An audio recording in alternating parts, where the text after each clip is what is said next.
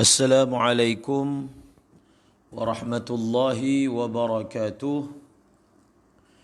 Bismillahirrahmanirrahim. Alhamdulillahi rabbil alamin.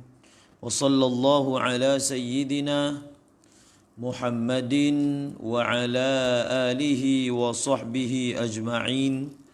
Wa la hawla wa la quwwata illa billahil aliyyil azim.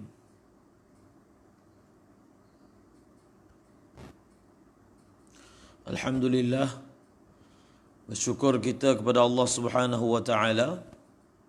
Sekali lagi kita dapat meneruskan pembacaan kita daripada tafsir Al-Jalalain, daripada surah Ibrahim. Mudah-mudahan Allah Subhanahu wa taala mengurniakan kepada kita kecintaan yang mendalam terhadap Al-Quran, menjadikan diri kita, ahli keluarga kita, anak-anak murid kita daripada kalangan ahli Al-Quran. A'udzu billahi minasy syaithanir rajim. بسم الله الرحمن الرحيم وإذ تأذن ربكم لئن شكرتم لأزيدنكم ولئن كفرتم إن عذابي لشديد وقال موسى إن تكفروا أنتم ومن في الأرض جميعا فإن الله لغني حميد.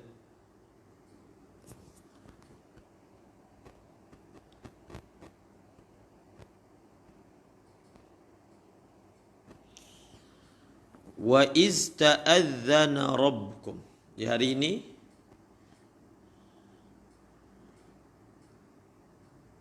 kita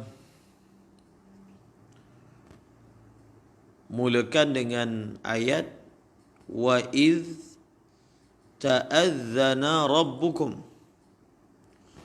la in syakartum la azidannakum wala in kafartum inna azabi la syadid.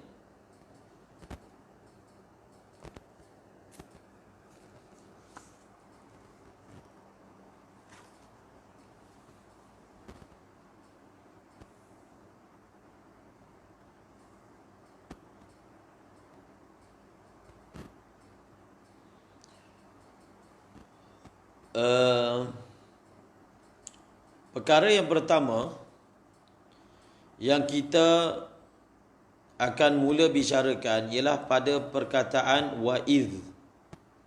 Wa'idh. Wa'idh, waw ataf. Dan jumlah wa'idh ta'adzana rabbukum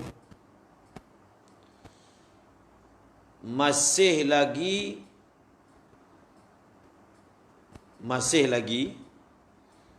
termasuk maqulah ataupun masih lagi termasuk ayat dan nasihat oleh Nabi Musa kepada Bani Israel. Itu kalau kita nyatakan bahawasanya waw di sini adalah waw ataf. Dan itulah yang ditafsirkan oleh ulama. Itulah yang ditafsirkan oleh ulama, waw ini adalah waw ataf. Bila kita katakan dia adalah waw ataf, maka dia masih termasuk dalam maqulah. Termasuk dalam percakapan nasihat oleh Nabi Musa terhadap Bani Israel. Ayat yang sebelumnya Wa idh qala Musa liqaumihi dhkuru ni'matallahi 'alaikum. Wa idh qala Musa liqaumihi dhkuru. Jadi udhkuru ni'matallah adalah jumlah yang pertama daripada maqulah bagi perkataan qala. Wa idh qala Musa liqaumihi dhkuru ni'matallahi 'alaikum idh anjakum min ali fir'auna yasumunakum su'al 'adzabi wa yudhabbihuna abna'akum wa yastahyuna nisa'akum wa fi dhalikum bala'un min rabbikum 'azim wa idh ta'adzana rabbukum. Maka ini adalah jumlah yang kedua. Maknanya jumlah yang pertama ketika mengamalkan perintah Allah terhadap Nabi Musa, an akhrij qaumaka minadh dhulumati ila an-nur wa dhakkirhum bi ayyamillah, maka Nabi Musa telah mengingatkan kaumnya apakah nikmat yang Allah telah kurniakan kepada mereka, iaitu dengan menyelamatkan mereka daripada Fir'aun yang dahulu sering melakukan kezaliman, pembunuhan secara besar-besaran. Di hujung ayat Nabi Musa ingatkan di dalam nikmat tersebut ataupun di dalam ujian tersebut sebenarnya ada bala, ada ujian, ada in'am daripada Allah Subhanahu Wa Taala yang sangat besar. Maka kalau kita baca ayat sebelum ini, kita boleh faham apakah pertalian antara ayat sebelum ini dengan ayat yang sekarang. Ayat yang kita akan baca sekarang, setelah Nabi Musa menyebut tentang nikmat, perihal azab, perihal mereka ini dilepaskan daripada musibah, maka Nabi Musa alaihi salam memberitahu mereka suatu kaedah umum dalam nikmat. Suatu kaedah umum dalam nikmat. Ini kaedah ini. Walaupun wa iz ta'adzana rabbukum la in syakartum la azidannakum. Walaupun ucapan ini disampaikan oleh Nabi Musa kepada Bani Israel, tetapi ucapan ini ataupun kenyataan ini ataupun kaedah ini bukan hanya untuk Bani Israel, tetapi ucapan ini, kaedah ini umum untuk seluruh manusia sehinggalah hari kiamat. Ada suatu kaedah yang masyhur yang disebut, kalau dalam kitab usulul fiqh disebut dalam bab al-am, yang berbunyi al-ibratu bi umumil lafzi la bi khususis sabab. Al-ibratu bi umumil lafzi la bi khususis sabab. Kaedah ini menyatakan al-ibrah, ibrah daripada sesebuah ayat, kita akan lihat pada lafaznya yang umum. Walaupun latar belakang ayat tersebut diturunkan kerana sesuatu sababun nuzul, ataupun ayat itu ditujukan kepada kumpulan yang khas, kalau ikut siak ayatnya, tetapi ibrah daripada ayat tersebut kita melihat kepada umum lafaz, bukan khusus sabab. Okey? Maka sebab itu ayat ini selalu dia apa? Ayat ini selalu disebut. Kita pun semasa nak mengingatkan diri kita, mengingatkan orang lain dalam ceramah, ayat ini selalu dibaca. La in syakartum la azidannakum wa la in kafartum inna azabi lasyadid. Maka peringatan ini daripada Nabi Musa kepada Bani Israel. Mula-mula sebut dulu nikmat. Nyatakan apakah sebenarnya status nikmat. Kemudian disusuli kita terangkan tentang kaedah nikmat. Jadi begitulah juga ketika kita menyampaikan dakwah, ketika kita memberi bayan, ketika kita memberi ceramah, maka kita ingatkan hadirin tentang nikmat-nikmat yang Allah Ta'ala telah berikan kepada kita. Dan kita ingatkan mereka nikmat ini di dalamnya ada unsur ibtila, ada unsur ujian. Allah Subhanahu Wa Ta'ala ingin lihat liyabluwakum ayyukum ahsanu amala. Maka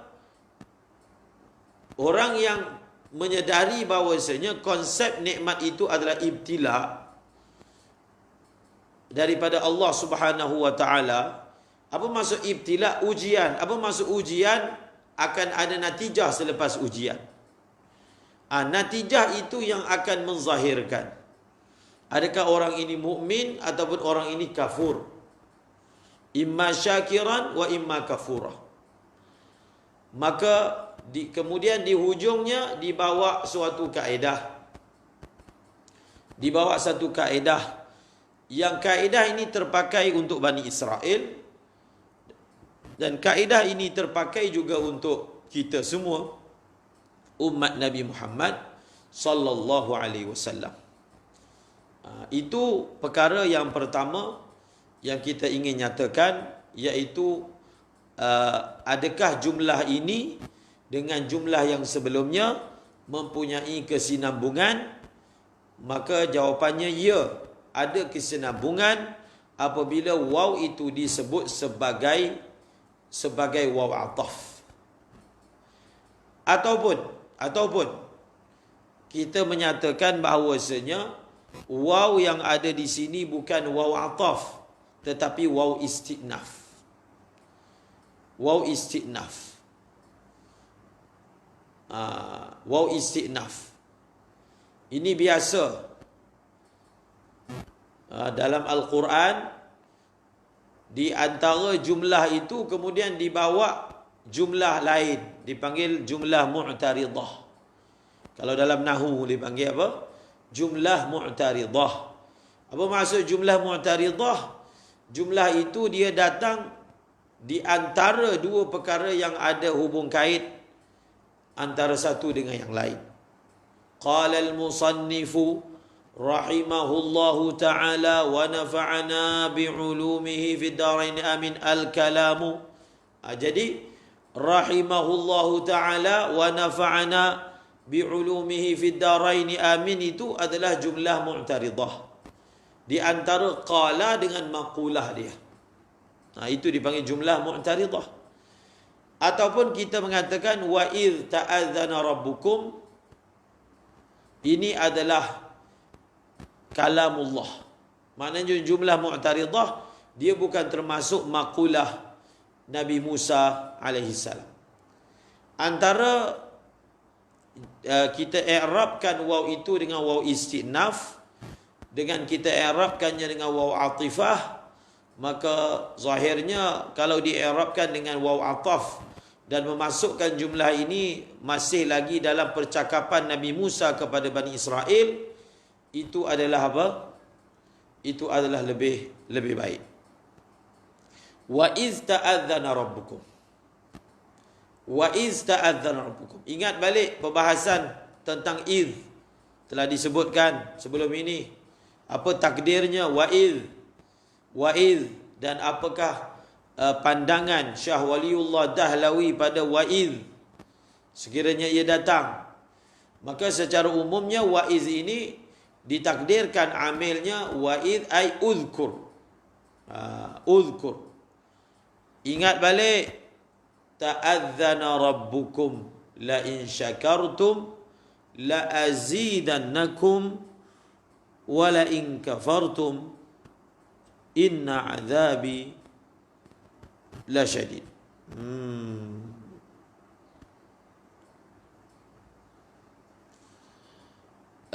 Perkataan ta'adzana.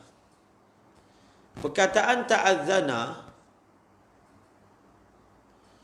kita ada dalam bahasa Arab, dalam Quran, wa'adzim fin nasi bil haji ya'tuka rijalan. Wa'adzim.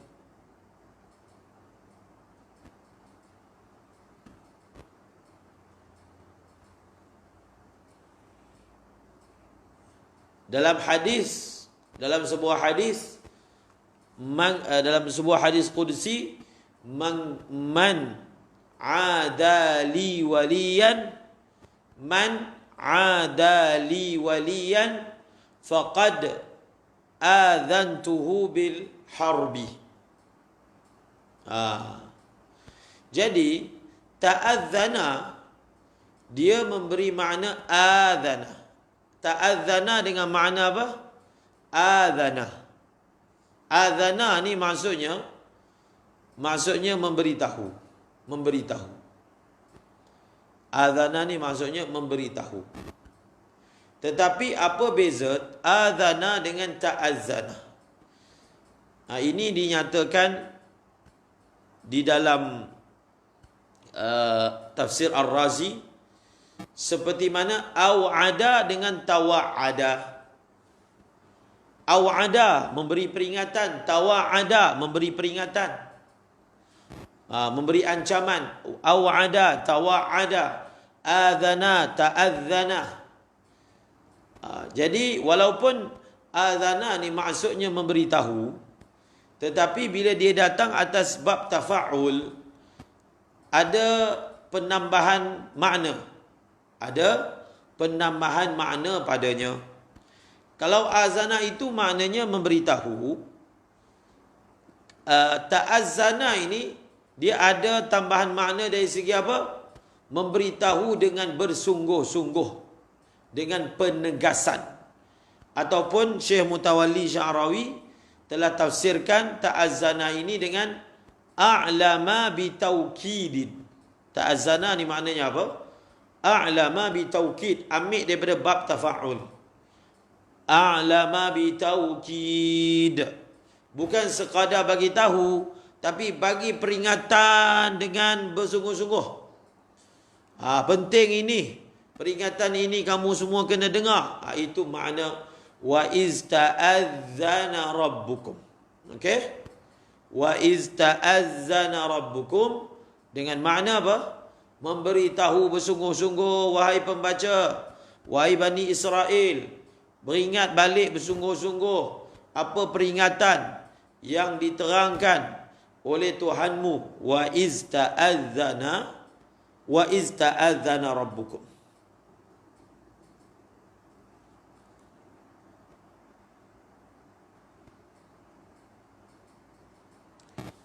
Kemudian seterusnya kita tengok pula pada lafaz yang dibawa rabbukum. Wa iz ta'azzana dibawa lafaz rabbukum. Sekali lagi kita ingatkan, bila kita baca ayat Al-Quran, maka apabila didatangkan nama-nama Allah, sifat-sifat Allah, cuba hayati nama. Macam contoh ayat sebelum ini, ingat balik. Pada keterangan kita semasa membahaskan wa fi dzalikum bala'um mir rabbikum, didatangkan perkataan Rabb. Qul ya ibadiyalladzina asrafu ala anfusihim La taqnatu min rahmatillah. Innallah. Didatangkan nama Allah. Alhamdulillahi Rabbil Alamin. Dalam surah Al-Fatihah dibawa sifat Rabbil Alamin. Setiap daripada ayat-ayat tersebut ada sebabnya. Kita telah terangkan, bila kita nak bercakap, nak berzikir, nak berdoa, nak menyeru, maka pilihlah Asma'ullahil Husna yang sesuai dengan apa yang kita ingin mohonkan, zikir apa yang ingin kita baca, maka di situ akan memberi kesan yang lebih. Maka begitulah juga uslub di dalam Al-Quran.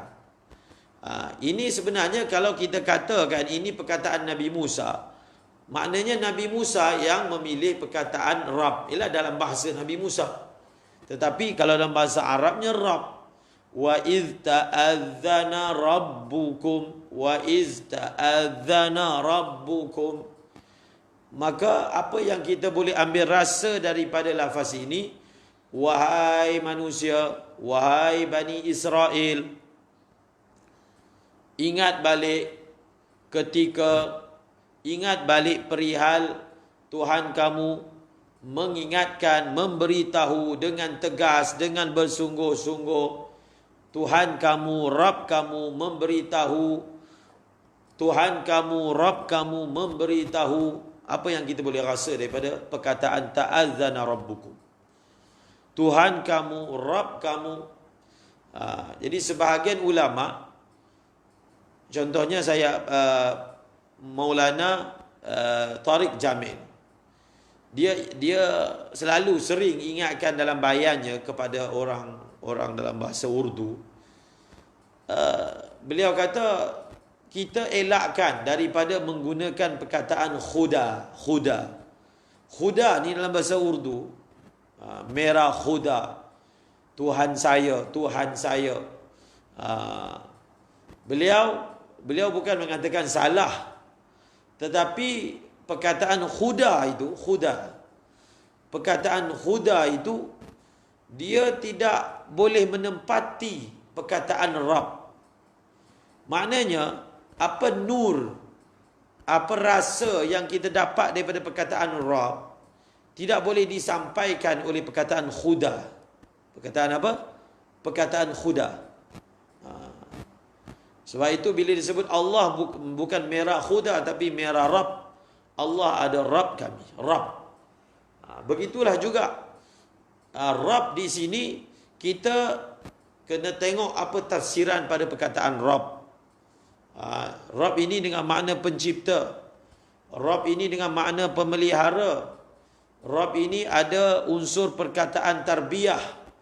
Tarbiyah ni maknanya menjaga, ingin memberi manfaat kepada menjaga daripada mula sampai habis. Jadi ketika Nabi Musa ingin menyampaikan peringatan ini, maka Nabi Musa telah berkata kepada Bani Israel, wahai Bani Israel, ingat balik peringatan bersungguh-sungguh daripada Rabb kamu. Apa yang kita boleh nyatakan? Peringatan daripada zat yang cipta kamu. Peringatan daripada zat yang jaga kamu. Peringatan kepada zat yang bagi rezeki kepada kamu. Peringatan daripada zat yang memang ingin menyampaikan kebaikan kepada kamu. Maka sebelum kita sampaikan peringatan, dibawa dulu nama Allah. Supaya pendengar, bila dia diberitahu. Contohnya kita kata, ini ada pengumuman daripada Perdana Menteri. Perdana Menteri. Bila disebut pengumuman ini datang daripada Perdana Menteri yang pengasih. Contohnya, orang panggil Abah pula sekarang ni. Ini peringatan daripada Perdana Menteri yang Abah kita. Itu kan sengaja dibuat ayat seperti itu, supaya orang ambil perhatian tentang apa yang akan disampaikan. Itu kaedah dalam pentuturan. Kita bagi tahu dulu, ini peringatan yang saya nak sampaikan ni daripada siapa. Betul tak? Kita kan sebut daripada siapa? Kenapa kita sebut daripada siapa dulu? Supaya yang mendengar ataupun yang membaca, dia sudah mempunyai persediaan mental. Dia sudah mempunyai persediaan mental. Mentalnya, psikologinya, dia akan teruja, dia akan bersemangat, dia akan memberi respect. Betul tak? Kadang-kadang perkataan itu betul, tetapi bila tidak diketahui siapakah yang menuturkannya, maka respect yang sepatutnya tidak diberi. Kadang-kadang bila kita cakap satu perkara, kita tak bagi tahu siapa yang bagi tahu. Maka orang yang dengar ni dia buat lebih kurang je. Bila kita sebut ini yang bagi tahu ni, misalnya kita sebutlah nama ustaz ke, kalau orang tu dia respect ustaz dia. Ayah ke, kalau dia respect ayah dia. Jadi begitulah juga di sini. Kata Nabi Musa sebelum nak menyampaikan ayat la in syakartum ini adalah perkataan Allah, la in syakartum. Kalau dalam konteks hadis ini mungkin kita kata hadis qudsi. Hadis qudsi. Ataupun memang la in syakartum la azidannakum ini adalah perkataan yang memang ada dalam Taurat. Jadi dalam Taurat, maka Nabi Musa dia ulang balik yang dalam Taurat yang berbunyi la in syakartum la azidannakum, ataupun tidak ada dalam Taurat tetapi dia ada dalam wa kallamallahu Musa taklima. Kan Nabi Musa ini berdialog dengan Allah, maka dalam dialog-dialog tersebut ada ayat la in syakartum, ada ihtimal sama ada dia daripada Taurat la in syakartum, kalau kita kata ayat ini adalah perkataan Nabi Musa, ataupun ta'azzana rabbukum itu adalah saat Nabi Musa bermunajat dengan Allah, ataupun saat Nabi Musa bermukalamah dengan Allah Subhanahu wa taala. Maka sebelum Nabi Musa menyampaikan, maka disebutkan dulu daripada mana perkataan ini. Supaya apa? Disebutkan dahulu. Supaya apa? Supaya pendengar memberi perhatian. Jadi kalau kita perasan, saya selalu ingatkan, kita dalam Al-Quran ini bila baca, antara ibrah yang kita ambil, antara ilmu yang kita ambil adalah uslub penyampaian. Uslub penyampaian.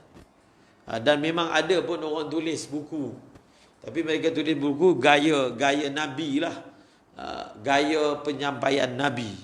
Jadi dia ambil gaya penyampaian Nabi itu, dia gunakan, dia aplikasikan, tapi dalam perkara-perkara yang dia nak buat lah. Contohnya nak dalam bisnes ke dan seumpamanya, dalam motivasi dan seumpamanya.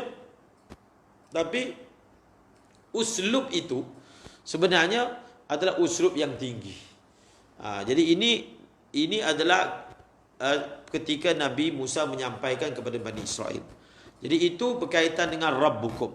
Wa izta'azana, dalam Jalalain wa izta'azana a'lamah. Dalam Jalalain ta'azana itu telah ditafsirkan dengan a'lamah. Cuma a'lamah itu bukan a'lamah yang biasa. Kerana a'lamah di sini a'lamah bi taukidin. Ambil daripada kaedah ziyadatul mabna tadullu ala ziyadatil ma'na. Tambahan pada mabna akan memberi tambahan kepada makna. Wa iz ta'adzana rabbukum, wa iz ta'adzana rabbukum. Maka bila ayat ini kan Nabi Bani Israel, tetapi ingat balik kaedah tadi, walaupun ayat ini disampaikan untuk Bani Israel, Nabi Bani Israel dah tak ada. Yang ada kita yang baca. Maka masa kita baca, maka kita sampai pada ayat ni, dan ingat ketika Tuhanmu memberitahu. Jadi kalau kita ni namanya Lutfi, wahai Lutfi, ingat ketika Tuhan kamu yang nak memberi faedah kepada kamu, yang membuat sesuatu untuk kebaikan kamu, yang turunkan agama untuk kamu, yang turunkan Al-Quran untuk kamu, kerana itu adalah Rabb kamu. Jadi kita baca khitabnya pada kita, sekarang ni dah jadi khitabnya kepada kita. Ayat ini ditujukan kepada kita. Wa ista'adzana, rasa wa ista'adzana Rabbukum itu datang dalam diri dan sanubari kita. Apakah peringatan itu? Wa ista'adzana Rabbukum. Ini dia punya maqulah dia. Jadi la in syakartum ini dia jadi macam apa? Kalau qala itu maqulah lah. Jadi maf'ul. Dia jadi maf'ul. Jumlah ini dia jadi maf'ul kepada ta'azzana. La in syakartum la azidannakum wa la in kafartum inna 'adzabi lasyadid. Cuba kita tengok apa yang ditafsirkan dan ditakdirkan oleh pengarang Jalalain. La in syakartum ni'mati bitauhid. La in syakartum ni'mati bitauhid wat ta'ah la azidannakum la azidannakum.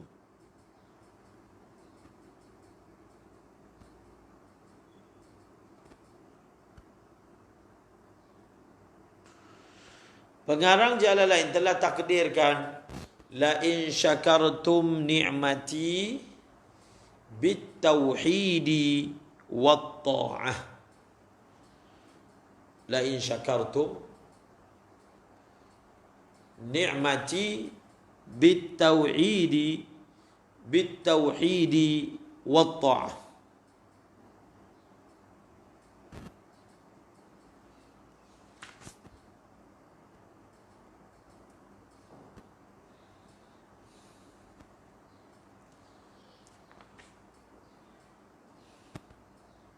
Ini yang telah ditafsirkan oleh pengarang Jalalain. Tanpa kita tengok tafsir ni, ayat ini datang tidak diberitahu apakah nikmat yang harus disyukuri. Maknanya maf'ul kepada syakartum tak ada. Okey? Maf'ul kepada syakartum tu tak ada. Betul tak? Tak ada kan? Jadi kita kena faham, pengarang Jalalain telah tafsirkan maf'ul ataupun muta'alliq kepada syakartum ini dengan lafaz ini atas alasan untuk sesuaikan dengan konteks ayat ini disampaikan, iaitu Nabi Musa kepada Bani Israel. Maka ditakdirkan begini. Namun ayat ini, kalau kita tidak tengok tafsir ini, dia tidak disebut maf'ul. Dia tidak disebutkan maf'ul. Justru itu, kita boleh takdirkan selain daripada apa yang ditakdirkan oleh pengarang Jalalain. Pengarang Jalalain telah takdirkan berdasarkan asal perkataan ini disampaikan. Asal. Okey? Asal perkataan ini disampaikan. Tapi kalau kita ambil ibrah secara umum, maka takdirnya boleh selain daripada apa yang ditakdirkan. Okey. Kita tengok dulu yang ditakdirkan. Jadi yang ditakdirkan ini adalah apa?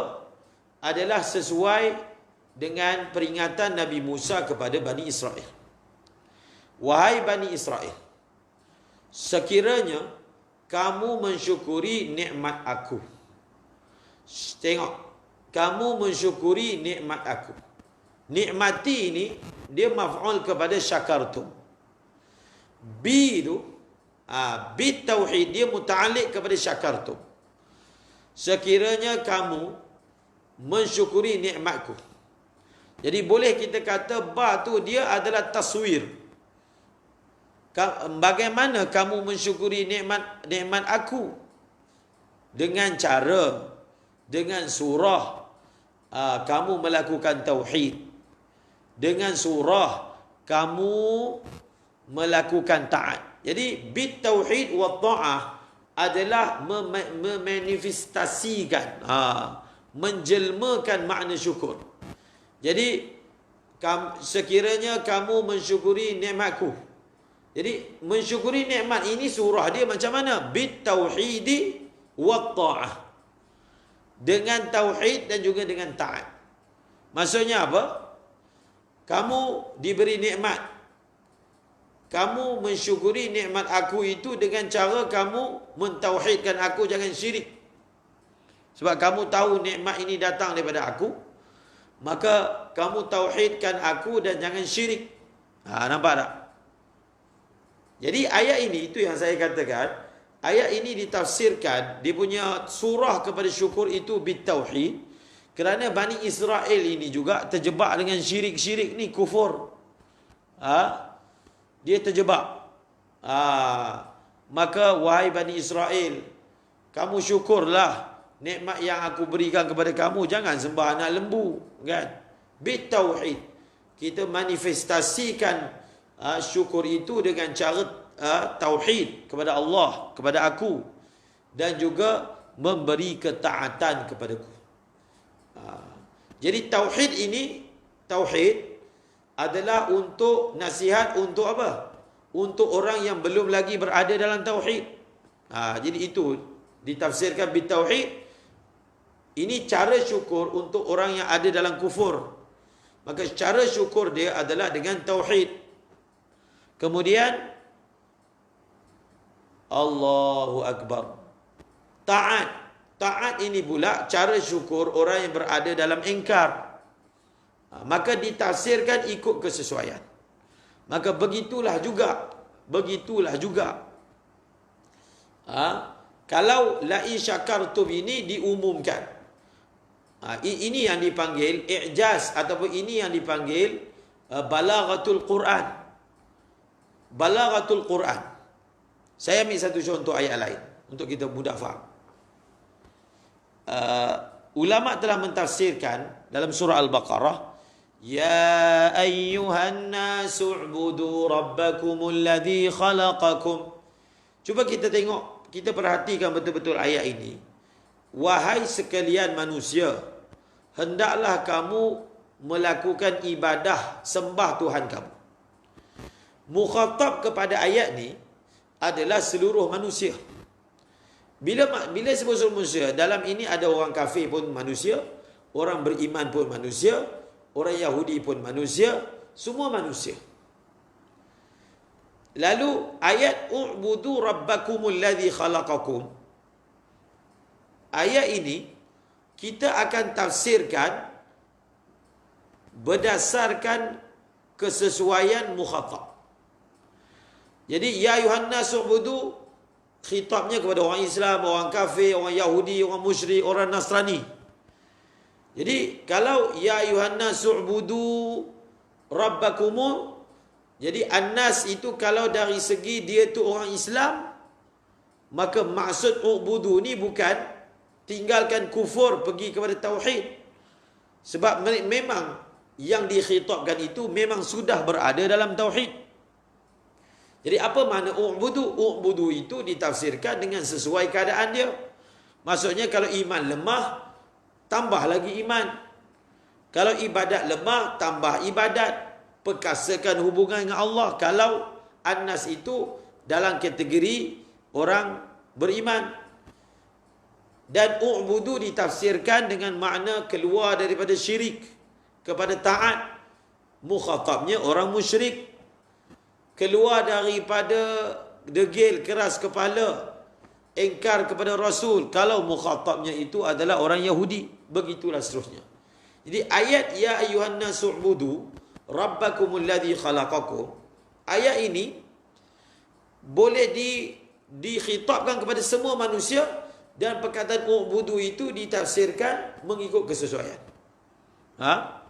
Kalau u'budu itu kita nak tujukan kepada orang bukan Islam, u'budu dengan makna hendaklah kamu tinggalkan syirik pergi kepada Allah, tinggalkan berhala pergi kepada Allah.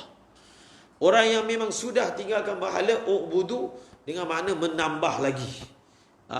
Hatta u'budu ini juga dikhitabkan kepada wali yang makam tinggi. U'budu dengan makna makam, meninggalkan makam asbab kepada makam tajarrud misalnya.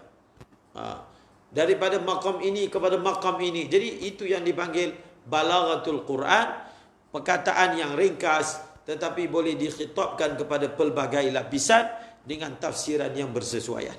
Okey? Maka begitulah juga di sini. Begitulah juga di sini, la in syakartum, sekiranya kamu mensyukuri. Sekiranya kamu mensyukuri. Sekiranya kamu mensyukuri nikmatku. Sekiranya kamu mensyukuri nikmatku. Dengan cara apa? Dengan cara tauhid. Dengan cara apa? Dengan cara taat. Dengan cara taat. Jadi bi tauhidi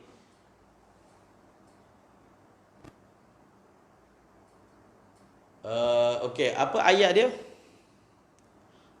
Ayat alam tara ilal ladzina baddalu. Ingat tak?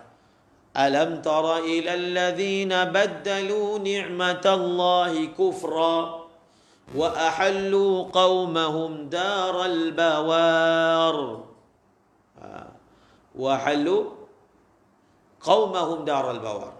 Ulama telah tafsirkan alam tara ilal ladzina baddalu ni'matallah. Adakah kamu tidak tengok kepada orang-orang yang dia telah tukar nikmat Allah itu dengan jalan kufur. Jadi baddalu nikmat Allah maksudnya cara dia menghargai nikmat Allah itu bukan dengan cara syukur. Dia hargai dengan cara kufur. Ulama telah tafsirkan nikmat Allah yang dimaksudkan di sini adalah Rasulullah. Dan alladzina baddalu nikmat Allah yang dimaksudkan adalah musyrikin Mekah, Quraisy Mekah. Nampak? Alam tara ila alladzina baddalu ni'matallahi kufran. Mereka ini tidak mengambil nikmat Allah itu syukran, tetapi mereka mengambil nikmat Allah itu dengan kufran, dengan kufur. Dengan kufur. Jadi nikmat Allah dalam konteks ayat yang saya bacakan tadi itu maksudnya Rasulullah. Dan mensyukuri nikmat Rasulullah yang diberikan kepada mereka dengan cara ikut dia, beriman kepada dia. Tapi mereka telah bagi imbalan kepada nikmat yang diserahkan kepada mereka dengan cara kufur. Jadi itu kalau nikmat itu ditafsirkan dengan Rasulullah dan khitabnya orang musyrikin. Jadi ayat ini la in syakartum la azidannakum wa la in kafartum inna adzabi lasyadid. Ayat ini menjadi umum. Dia boleh dikhitabkan kepada semua lapisan, daripada orang yang serendah-rendah darjat sehingga orang yang setinggi-tinggi darjat, mengikut kesesuaian dia. Daripada fasik, daripada kafir sehingga wali yang besar. Hatta ayat ini juga boleh dikhitabkan hatta kepada orang yang berada di makam yang tinggi. Jadi kalau ahli suluk, ahli silik yang berada di pada makam, dia akan ambil ayat ni. Kalau kamu mensyukuri ni, aku akan tambah. Tambah segi apa ni? Tambah segi makam kerohanian.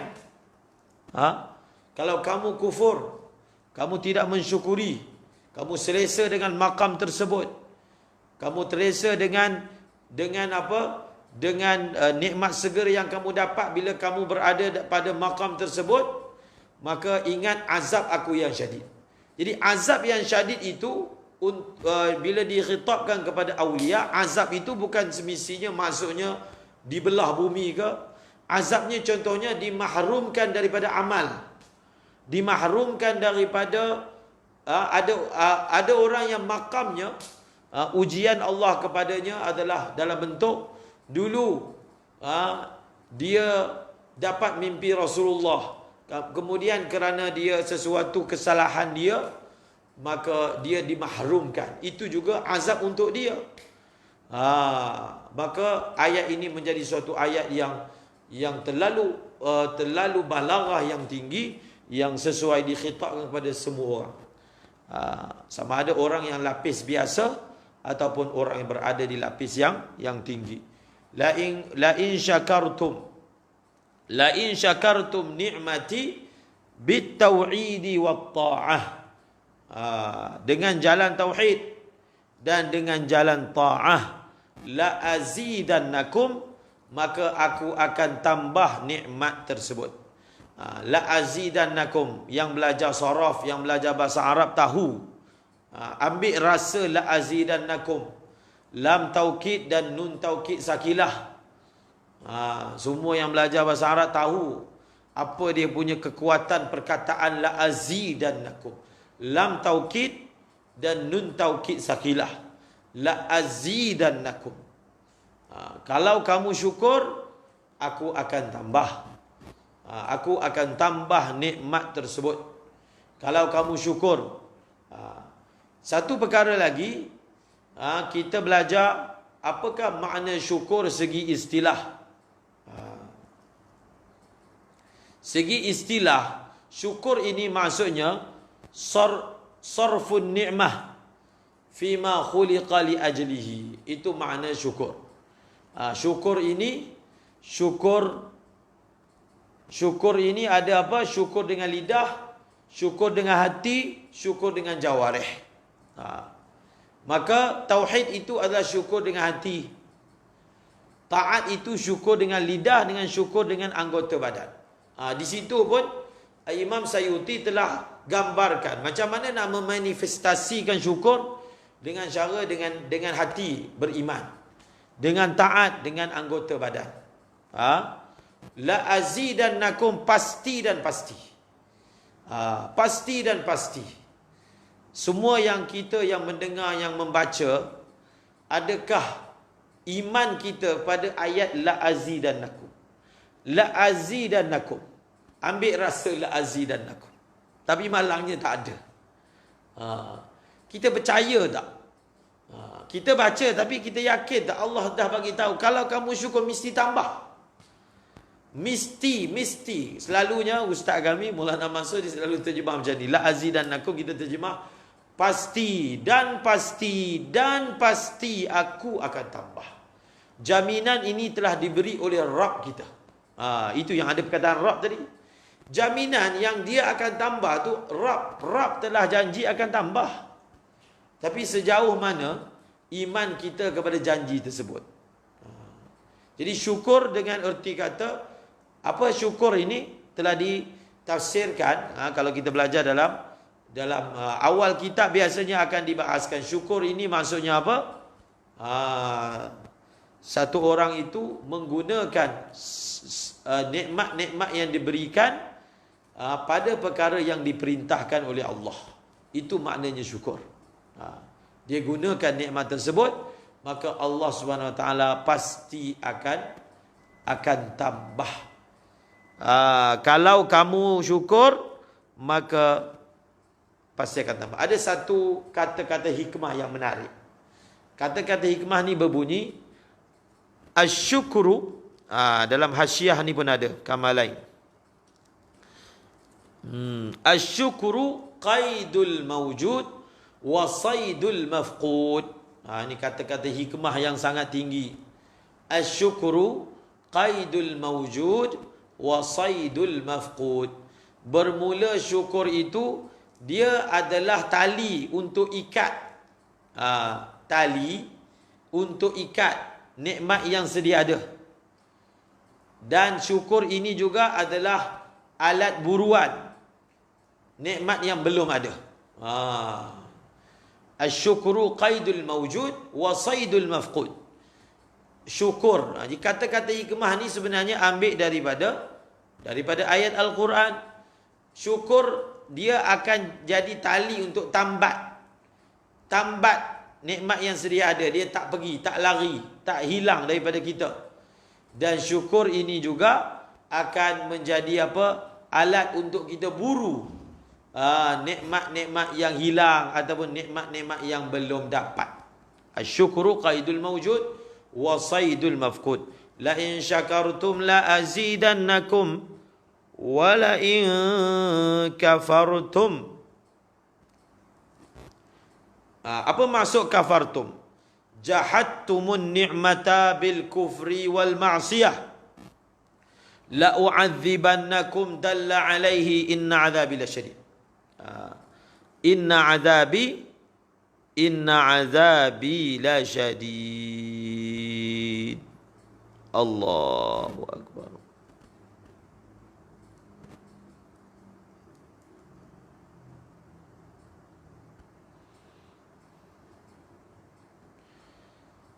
La in kafartum. Telah ditafsirkan kafartum dengan mana apa? Jahadtum. Betul lah tu. Kalaulah kamu kufur dengan nikmat. Dengan cara apa? Macam mana cara satu orang itu dia kufur dengan nikmat? Dengan cara dia kufur. Ataupun dia buat maksiat. Nampak tak? Dia punya muqabalah tafsir tu. Tadi kan dia kata, la in syakartum bit tauhid. Jadi kalau kufur dengan tauhid tu maksudnya, kalau tak syukur dengan tauhid maksudnya kufur. La in syakartum bil ta'ah. Jadi tak syukur dengan jalan taat, maka maknanya dia buat maksiat. Jadi maknanya orang yang dia dapat nikmat, dia tak guna untuk taat, orang ini dipanggil tidak syukur. Dia dapat mata, dia tidak guna untuk taat, orang ini dipanggil tidak syukur. Sebab mensyukuri nikmat mata adalah gunakan pada taat. Bila kita tidak guna pada taat, maknanya kita tidak mensyukurinya. Ingat balik ayat tadi, alam tara ilal ladzina baddalu ni'matallahi kufran. Mereka tak syukur. Mereka tidak syukur dengan nikmat didatangkan Rasulullah daripada kalangan kaum mereka dengan jalan mereka kufur dengan Nabi. Ingkar dengan Rasulullah sallallahu alaihi wasallam. Wala in kafartum jahadtum an-ni'mah bil kufri wal ma'siyah la u'adzibannakum. Jadi la u'adzibannakum ini, la u'adzibannakum adalah jawab kepada qasam. Ini menjadi kebiasaan dalam jalan lain. Kita akan jumpa jalan lain, contohnya kan ayat ini la in syakartum. La in syakartum ni jumlah ini adalah jumlah qasam. Jumlah ni adalah wala in kafartum. Jadi jumlah ini adalah jumlah qasam. Bila ada lam dengan in, ini dipanggil jumlah qasam. Lam itu menunjukkan huruf qasam ada.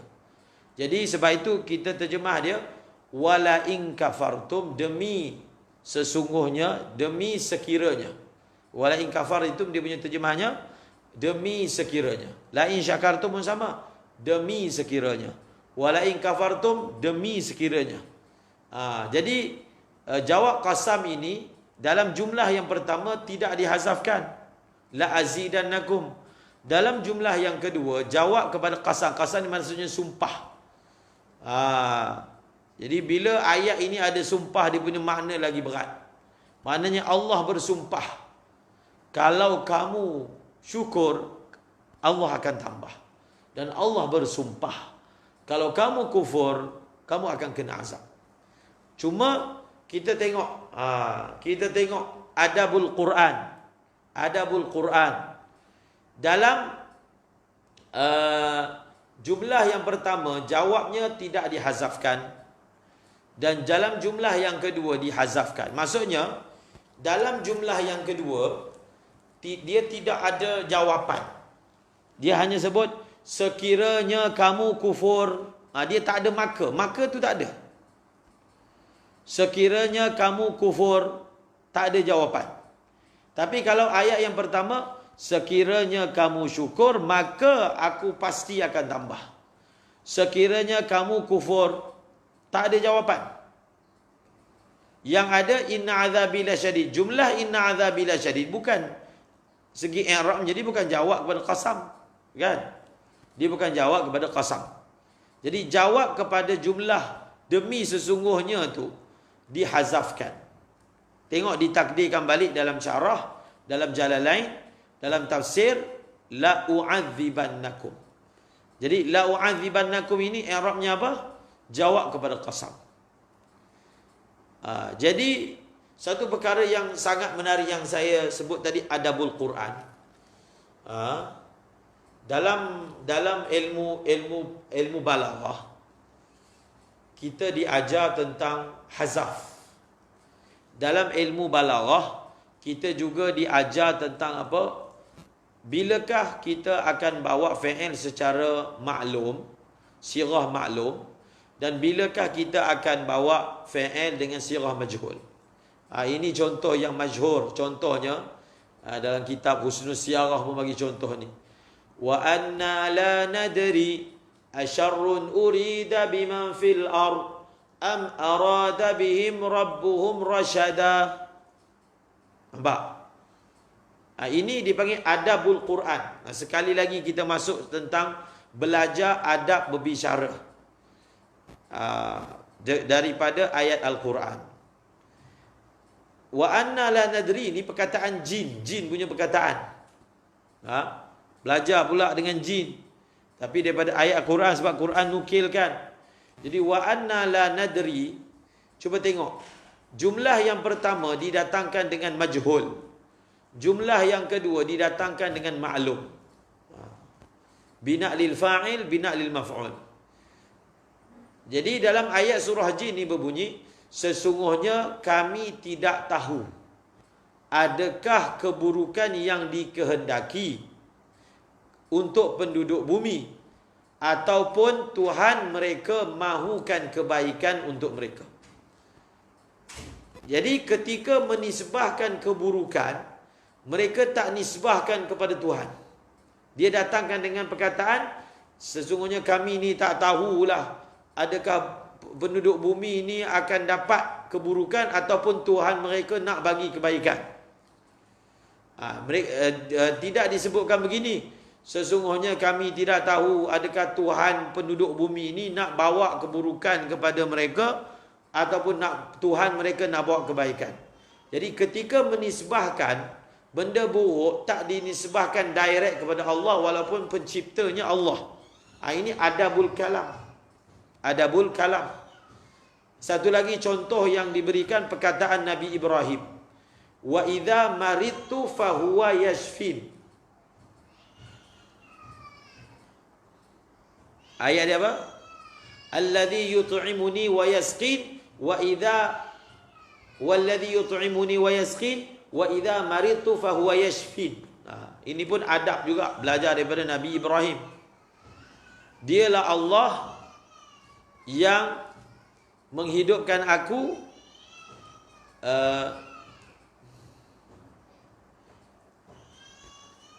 dialah yang memberi makan kepada aku dan memberi minum kepadaku. Dan apabila aku sakit, tengok, Nabi Ibrahim tidak guna perkataan dialah Allah yang mendatangkan sakit kepada aku dan menyembuhkan aku. Tak guna lafaz macam tu. Ketika masalah bagi makan, Nabi Ibrahim sebut, dialah yang memberi makan kepadaku, dialah yang memberi minum kepadaku. Tetapi bila sampai sakit, apabila aku sakit, maka dialah yang memberi sembuh kepadaku. Tidak dikatakan walladhi wa idza amradani fahuwa yashfini. Tak digunakan begitu. Tetapi bila aku sakit.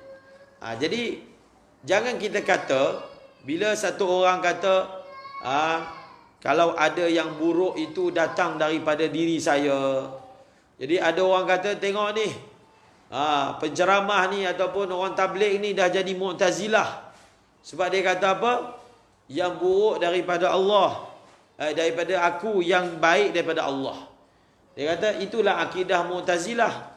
Mu'tazilah menafikan Allah ini mencipta benda yang buruk. Dia kata tengok ni penceramah ni dah jadi Mu'tazilah. Jadi kita kena, sebab itu selalu kita sebutkan, semata-mata perkataan yang ada ihtimal. Kita tak boleh kata orang ni Mu'tazilah ke apa benda ke. Sebab adab bertutur seperti itu diajar oleh ada bertutur seperti itu diajar oleh Al-Quran. Walaupun betul Allah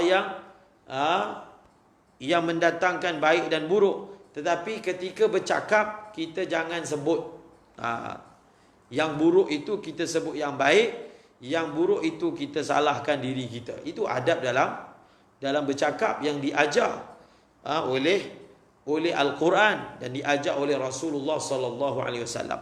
Maka begitulah juga di sini. Sekiranya kamu kufur, maka sekiranya kamu kufur, tidak disebutkan sekiranya kamu kufur, aku akan azab kamu. Kalau kamu syukur, aku akan tambah nikmat. Kalau kamu kufur, aku akan azab. Tak ada kan? Itu takdir je. La u'adzibannakum tu takdir. Dalam hasyiah ini disebut, ini merupakan adat kiram. Adat kiram. Adat kiram ni maksudnya orang yang, kalau manusia lah. Jadi adat kiram. Adat kiram ni orang yang mana mulia, orang yang kalau manusia berbudi pekerti, dia bercakap, bila dia memberi janji yang baik, dia akan sebut apa yang, kalau kamu buat macam ni aku akan bagi kebaikan. Tapi dia tidak menzahirkan lafaz ancamannya. Ini dipanggil apa? Ini dipanggil adat kiram. Disebutkan di sini kerana menjadi adat kepada akramul akramin, menyebut tentang janji baik tetapi tidak menyebut tentang janji buruk. Inna azabi lasyadid. Inna azabi lasyadid. Dalla alaihi inna azabi lasyadid. Apa maksud dalla alaihi inna azabi lasyadid?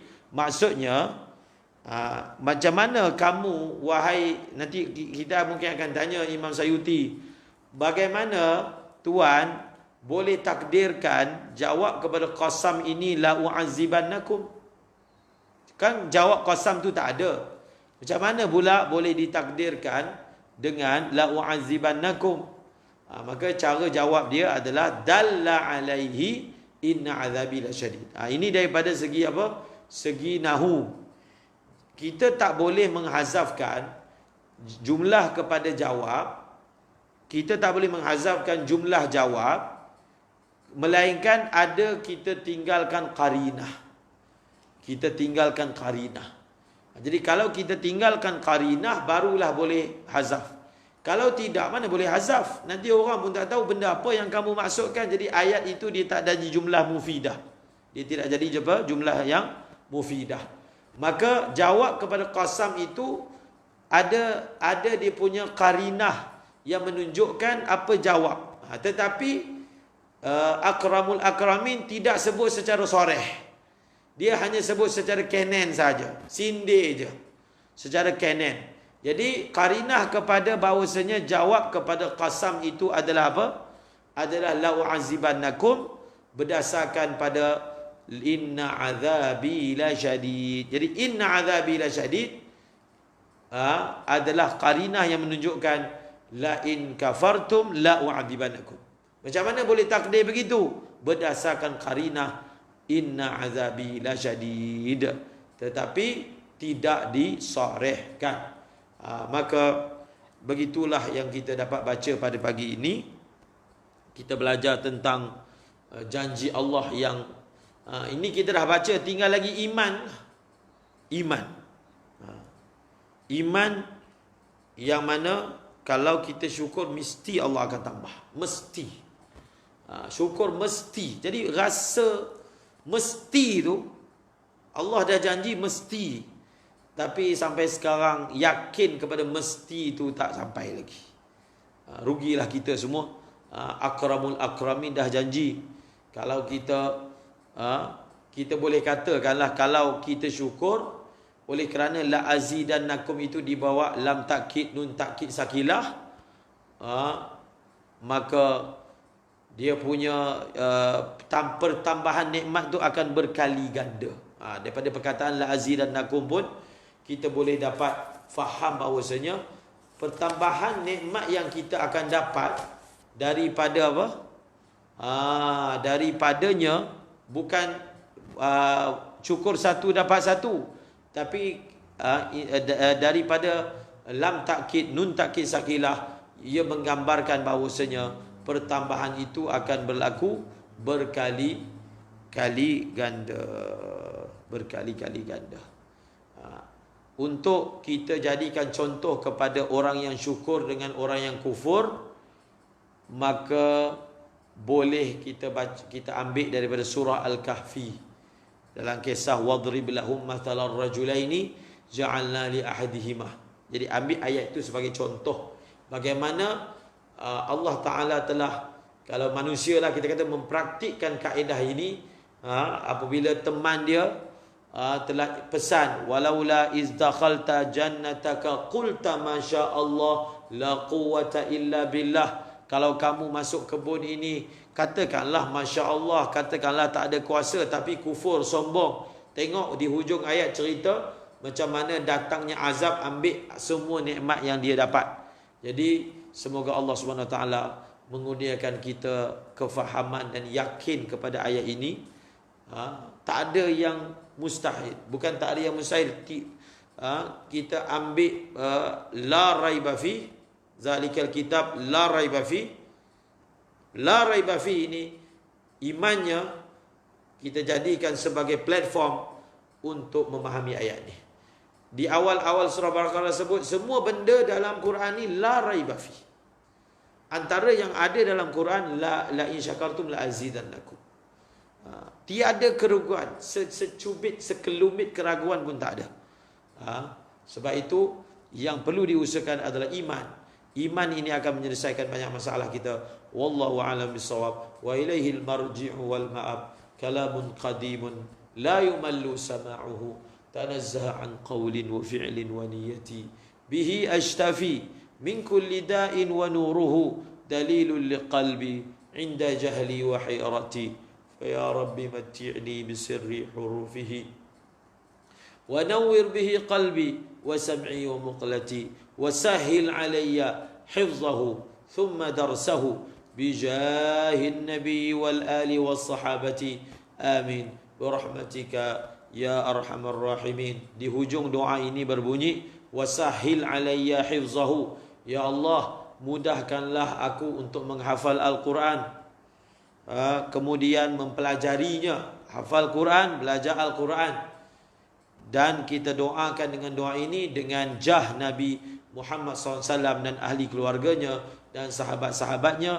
Moga-moga bertawassul dengan mereka, Allah memudahkan kita untuk ingat Al-Quran, Allah memudahkan kita untuk mempelajari Al-Quran.